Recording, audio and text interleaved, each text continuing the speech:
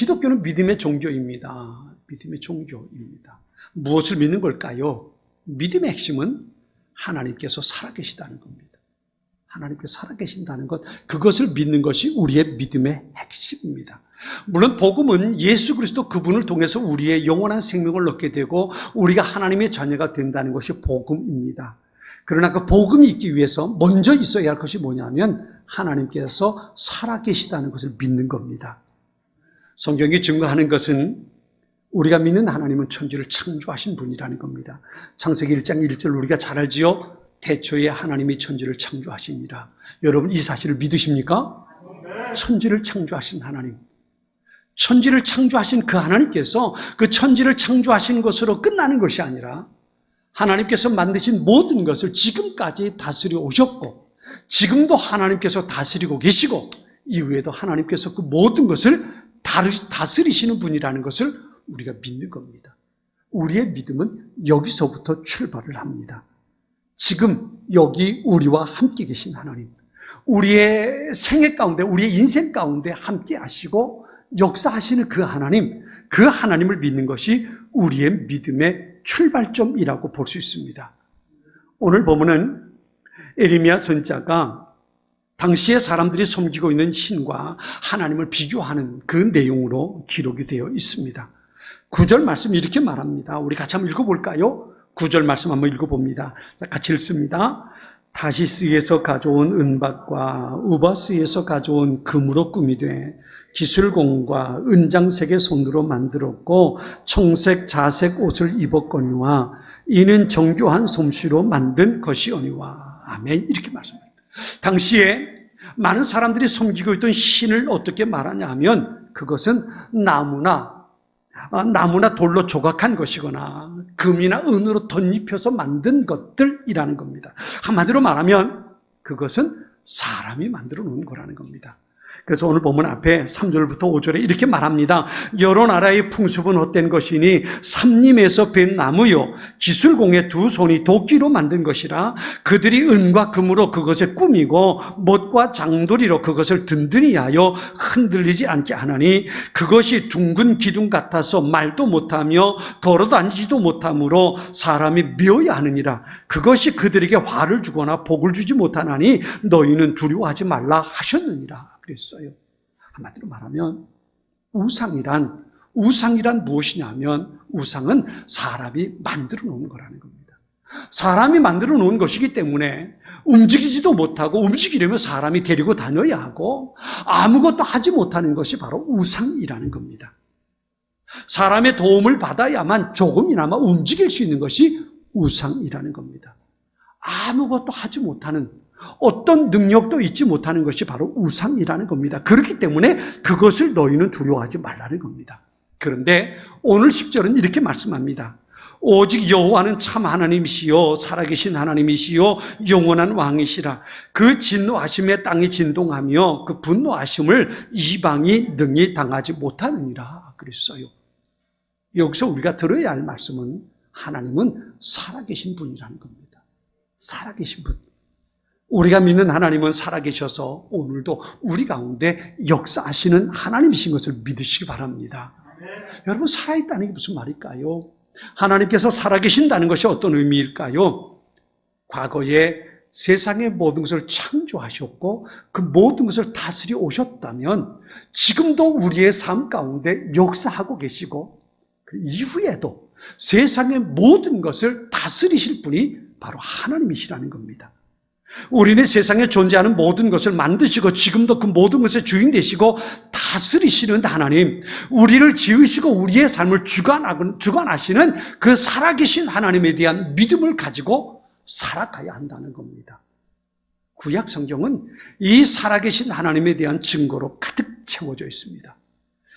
성경에 어떤 사람들이 기록되어 있을까요? 성경에 참 많은 사람들이 창세기부터 시작해서 요한계시록까지 엄청나게 많은 사람들이 기록되어 있습니다.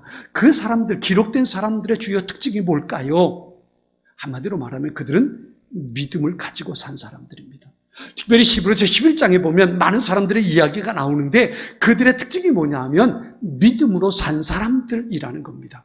여러분 믿음으로 살았다는 게 무슨 말일까요? 그 말은 다르게 말하면 하나님의 살아계심을 믿고 그 살아계신 하나님과 동행하며 산 사람들이라는 겁니다.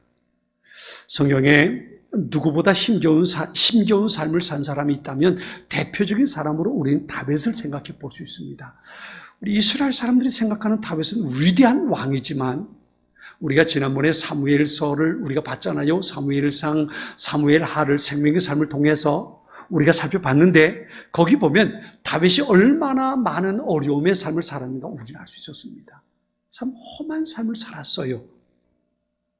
다윗이 그렇게 어려움을 겪고 있을 때에 사람들이 다윗에게 그렇게 말합니다. 네가 믿는 하나님이 어디 있냐? 네가 하나님을 믿는다면 그 하나님이 살아계신다면 지금 네 꼴이 이게 뭐냐? 그리고 비아냥거리면서 조롱합니다. 그 사람들을 향해서 다윗은 이렇게 말합니다. 내 영혼아, 네가 어찌하여 그렇게 낙심하며 어찌하여 그렇게 괴로워하느냐? 너는 하나님을 기다려라. 이제 내가 나의 구원자, 나의 하나님을 또다시 찬양할 것이다 라고 말합니다. 너는 하나님을 기다려라 라는 말은 다르게 번역하면 내 하나님을 찾으라는 말입니다. 하나님을 바라보라는 겁니다. 내 삶 가운데 지금도 살아 역사하시는 그 하나님에게서 내 시선을 떼지 말라는 겁니다. 지금 하나님께서 일하고 계시지 않느냐? 그 하나님을 보라는 겁니다. 바꿔 말하면 그 하나님을 보지 못하는 것 때문에 내 마음이 불안하다는 겁니다. 그 하나님을 보지 못하기 때문에 내 안에 두려움이 채워지고 있다는 겁니다. 다시 눈을 들어 내 삶 가운데 역사하시는 그 하나님을 찾으라는 겁니다. 그때에 내가 하나님을 찬양할 수 있고 그때 내 모든 상황 속에서도 하나님께 감사할 수 있고 기뻐할 수 있다는 겁니다. 다윗은 시편 42편 1절에 이렇게 말합니다. 목마른 사슴이 시냇물을 찾아 헤매이듯이 오 하나님이시여 내 영혼이 주를 찾아 헤맵니다. 사랑하는 성도 여러분, 모든 상황 속에서 살아계신 그 하나님을 찾고 그 하나님을 보고 그 하나님을 만나고 그 하나님과 동행하는 우리 모두의 삶이 될 수 있기를 바랍니다. 구약 성경에 또 험한 삶을 살아온 한 사람을 찾으라면요, 야곱입니다.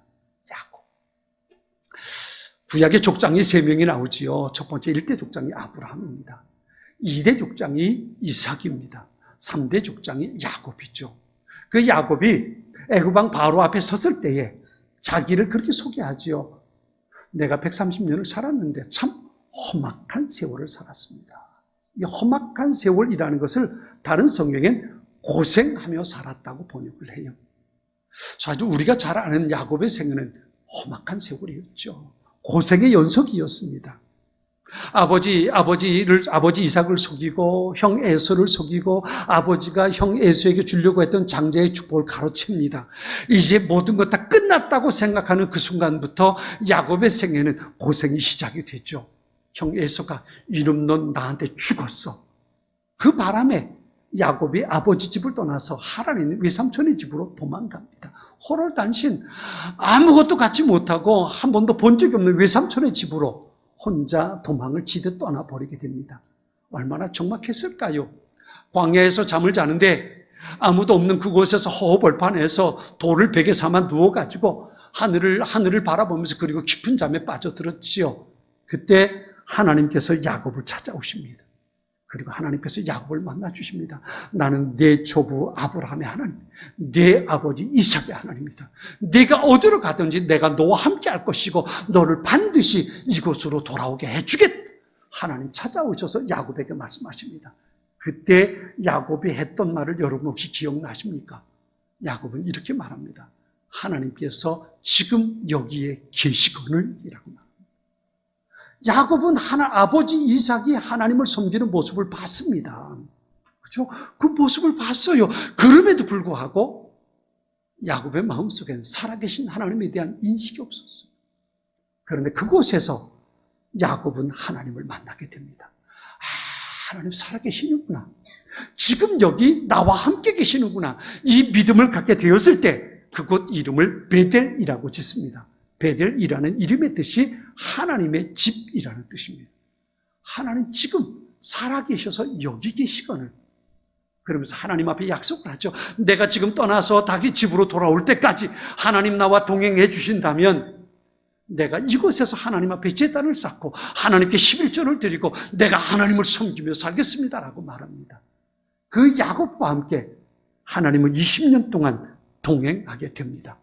그런데요, 그렇게 동행하고 돌아왔을 때에, 가나안에 돌아왔을 때에 또다시 위기에 처해집니다. 그게 뭐냐면 형 에서가 400명의 군대를 데리고 자기를 마주 나온다는 거예요. 오싹 소름이 돋았지요. 이거 어떻게 하면 좋지? 가슴이 철렁해버린 겁니다. 그래서 식구들 다 보내고 혼자 약복강에 엎드려서 다시금 하나님 앞에 기도하기 시작합니다. 그 밤에 하나님께서 야곱을 찾아오시죠. 밤새도록 그 하나님과 씨름하다가 나중에 그곳에서 하나님께서 야곱의 이름을 무엇으로 바꿔주십니까? 이스라엘로 바꿔주십니다. 이스라엘로. 그리고 나서 야곱이 일어나서 에서를 만날 때의 마음에 평안을 다시 찾게 되는 겁니다. 살아계신 하나님, 그 하나님과 동행하는 사람에겐 언제나 이런 평안이 있는 겁니다. 여러분, 하나님을 두려워하는 사람은 세상의 어떤 것도 두려워하지 않습니다. 그러나 하나님을 두려워하지 않는 사람은 세상의 모든 것이 두려워지게 되는 겁니다. 우리 이것을 잊지 말아야 합니다. 내가 하나님을 두려워한다면, 내가 하나님을 인식하고 하나님을 두려워하고 내가 그분과 지금 살아가고 있다면 내 상황에 무슨 일이 벌어진다 할지라도 내 앞에 어떤 대적이 있다 할지라도 그것을 전혀 두려워하지 않는다는 겁니다. 왜요? 내가 믿는 그 하나님이 내 앞에 있는 그 모든 상황을 보다 더 크시기 때문에 그 크신 하나님을 믿기 때문입니다. 내가 믿는 하나님이 골리앗보다 더 크시다는 것을 다윗은 믿었기 때문에 다윗은 골리앗 앞에서도 두려워하지 않을 수 있었던 겁니다. 그런데 그때 당시 왕이었던 사울 왕은 어땠을까요? 골리앗과 맞서 싸우려고 했던 이스라엘의 군사들은 어땠을까요? 그들은 하나님을 인식하지 못했습니다. 하나님을 두려워하지 않았습니다.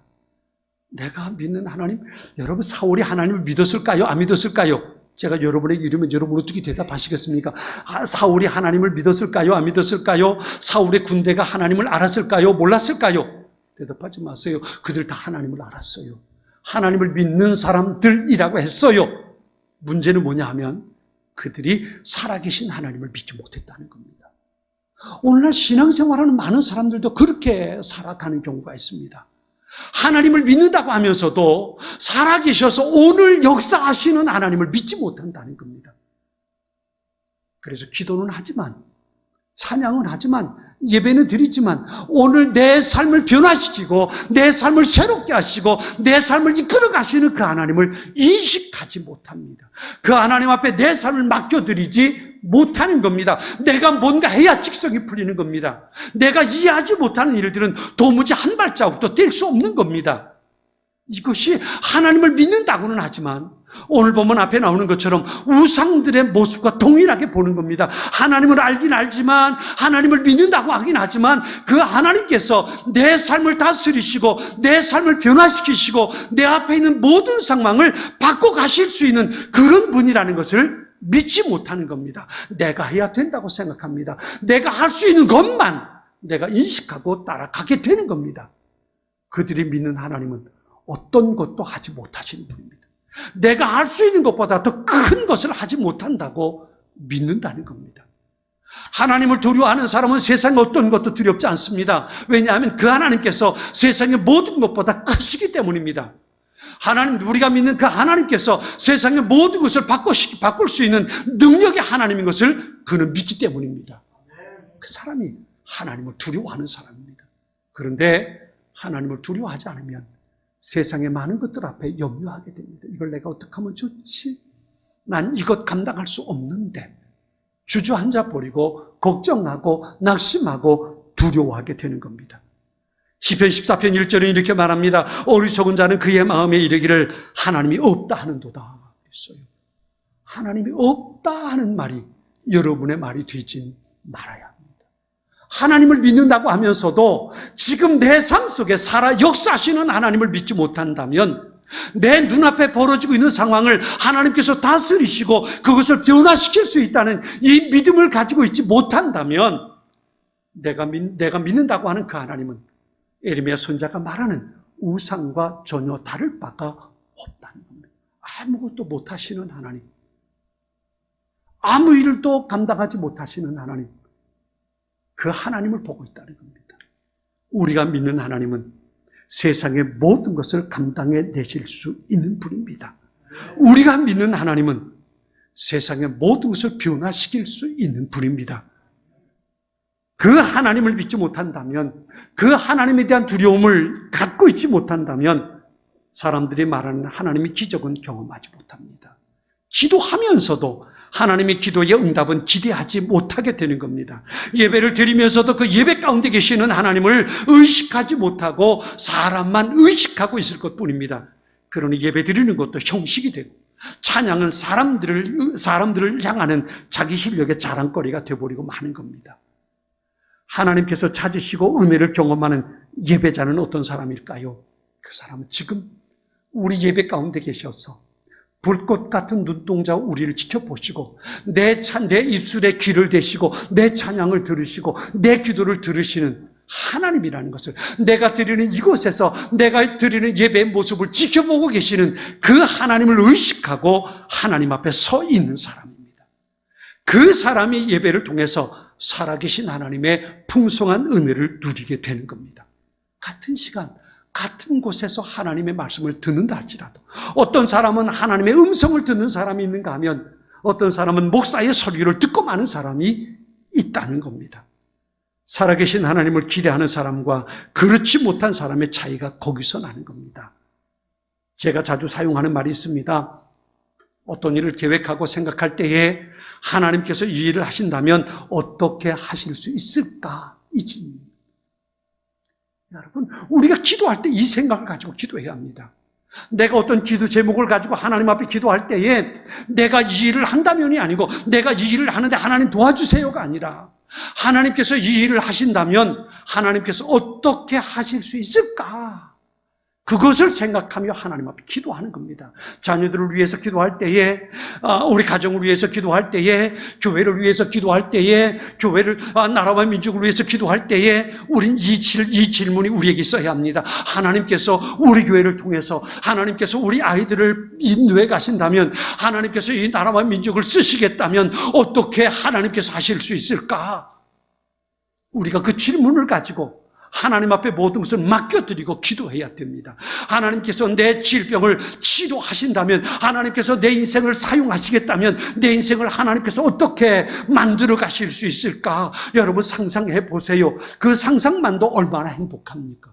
내가 만들어가는 것이 아니라 살아계신 하나님께서, 세상의 모든 것을 창조하신 그 하나님께서 만들어 가신다면, 여러분, 우리가 생명줄 기도를 하는데요, 이 사람들에서 기도할 때 우린 그런 기도, 그런 믿음을 가지고 기도해야 합니다. 내가 기도한들 무슨 일이 벌어질 수 있을까? 이게 아닙니다. 내가 기도할 때에 하나님께서 이들의 삶 속에 역사하신다면 이들이 어떻게 달라질 수 있을까? 이 질문을 가지고 하나님 앞에 기도하는 겁니다. 어떤 일이 어떻게 일어날 수 있을까요? 상상만으로도 참 놀라운 것 아닙니까? 시편 18편 참 제가 좋아서 애송하기도 하고 찬양하기도 하는데요, 28편의 앞에 표제를 이렇게 기록합니다. 주님의 종 다윗의 노래, 주님께서 다윗을 그의 모든 원수의 손과 사울의 손에서 건져주셨을 때에 다윗이 이 노래로 주님께 아뢰었다 그랬어요. 다윗이 모든 어려움 속에서 누가요? 하나님께서 그를 건져주셨을 때 그 하나님을 다윗은 이렇게 찬양했다는 겁니다. 그러면서 이렇게 고백합니다. 나의 힘이 되신 여호와여, 내가 주님을 사랑합니다. 여호와는 나의 반석, 나의 요새, 나의 구원자이십니다. 나는 하나님을 나의 하나님은 피할 바위이십니다. 주님은 나의 방패, 구원하시는 나의 산성이십니다. 내가 찬양받기 합당하신 여호와께 부르짖으니 그가 나를 수많은 원수들로부터 구하실 것을 확신합니다. 죽음의 줄이 나를 묶고 멸망의 물살이 나를 덮었습니다. 무덤의 줄이 나를 묶고 죽음의 덫이 나를 덮었습니다. 고난 중에 내가 여호와를 불렀고 나의 하나님께 도와달라고 부르짖었습니다. 저가 성전에서 내 목소리를 들으셨으며 울부짖는 내 외침이 그의 귀에 들렸습니다. 땅이 흔들리고 뒤흔들리며 산들의 뿌리가 흔들리기 시작했습니다. 이는 주님께서 노하셨기 때문입니다. 코에서는 연기를 뿜어내시고 입으로는 타오르는 불길을 토해내셨습니다. 불타는 숯불이 주님의 입으로부터 터져 나왔습니다. 저가 하늘을 가르시고 내려오셔서 검은 구름을 발로 밟고 계셨습니다. 날개 달린 생물이 그룹을 타고 날아오르셨습니다. 바람 날개를 타고 내려오셨습니다. 그랬어요. 여러분, 예배를 마치고 점심 식사 후에 잠깐 시간 날 때에 시편 18편을 처음부터 끝까지 천천히 읽어보세요. 천천히 읽어보세요. 다윗은 하나님께서 자신의 삶 속에 어떻게 역사하셨는가를 간증하고 있습니다. 하나님께서 이렇게 하셨다고. 머릿속에 있는 하나님이 아닙니다. 인식 속에 있는 하나님이 아닙니다. 다윗이 믿는 하나님은 다윗의 인생을 바꿔가셨던, 그 삶 속에 역사하셨던, 다윗이 하나님 앞에 기도할 때에 다윗의 기도를 들으시고 다윗의 삶 속에 개입하신 그 하나님이었습니다. 그 하나님이 우리가 믿는 하나님이라는 것을 믿으시기 바랍니다. 복음서에 보면요, 마태, 마가, 누가복음에 동일하게 기록된 여러 가지 사건들이 있습니다. 그 중에 하나가 12년 동안 혈루병으로 인해서 고생당하던 한 여인의 이야기입니다.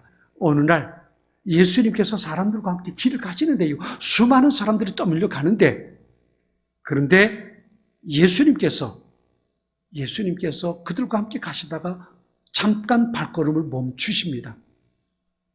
그러면서 제자들에게 말합니다. 누가 내 몸에 손을 댔냐? 누가 내 몸에 손을 댔냐? 베드로가 하도 기가 막혀서 어이없다는 표정으로 예수님께 말하죠. 선생님 보세요. 여기 수많은 사람들이 떠밀듯 떠밀려 가고 있는데 예수님 옷 만지고 예수님 몸을 떠민 사람들이 한두 사람입니까? 수많은 사람들이 지금 그러고 있지 않습니까? 그리고 말합니다. 그런데 예수님께서 이렇게 말씀하십니다. 누군가 나를 분명히 만졌어. 내게서 능력이 나갔어. 수많은 사람들이 예수님을 떠밀고 밀치고 그리고 가고 있는데 예수님께서 누가 내 몸을 만졌다고, 내게서 능력이 나갔다고 말씀하시는 거예요. 근데 거기에 있던 한 여인이 두렵고 떨리는 표정으로 예수님 앞에 그렇게 말합니다. 제가 만졌습니다. 제가 만졌습니다. 성경에 보면요, 이렇게 이 여인의 마음을 표현합니다. 마태복음 9장 21절에 내가 예수님의 옷에 손을 대기만 하여도 나을 텐데 라는 믿음이 그 여인에게 있었다는 겁니다. 내가 지금 예수님의 옷만 만져도 내 병이 나을 수 있겠다는 믿음이 여인에게 있었습니다. 사람들 사이를 비집고 예수님 뒤에 가서 예수님 옷자락을 만졌을 때 여인에게 흘러내리던 피가 멈췄던 겁니다. 여러분 생각해 보세요. 수많은 사람들이 거기 있었습니다. 정말 예수님의 옷자락을 만진 사람이 한두 사람 아닙니다. 많은 사람들이 예수님을 밀치고 떠밀고 예수님의 옷을 만지고 그리고 함께 가고 있는 겁니다. 그런데 그 자리에 가장 행복한 사람은 바로 이 여인이었습니다. 왜요? 여인은 예수님을 향한 믿음을 가지고 예수님의 옷자락을 만졌기 때문입니다.